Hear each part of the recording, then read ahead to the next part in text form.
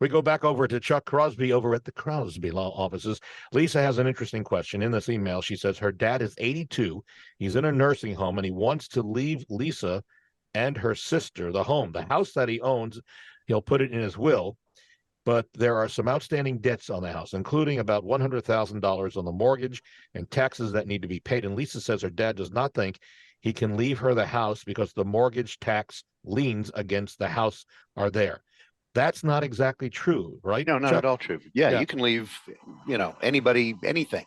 It's just that, as we mentioned earlier in the show, those liens follow the property. If Mhm. they're on the property, a person has left that property in a will. Well, the will can say that the estate will pay the mortgage, but it typically doesn't. 9 times out of 10, the will's going to say that the debt goes with the property. So it's just a matter of she got a house and that house has liens on it.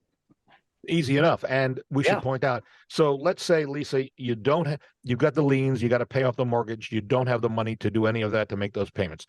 This is kind of self-interest, but I will tell you, it's not necessarily difficult for you to do. List the house and sell it, and hopefully you'll come out with cash and also pay off the debt. That takes you forward, and you've got some money in your pocket. So There's also another angle, Bob. yeah, go ahead. If it's willed to her and she is in fact an heir, there's federal regulations that say the bank has to look at her and say, yeah, you can keep paying that mortgage.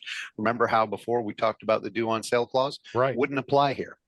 Hmm. Okay, so she could, in fact, keep paying the mortgage. Now, there's forms to fill out, and the bank can be a little bit hard to deal with in filling out those forms. I've never heard anybody said it was easy, but can, in fact, if you are a family member, that sort of thing, if you fit the definitions that they're looking for, you can just keep the mortgage going.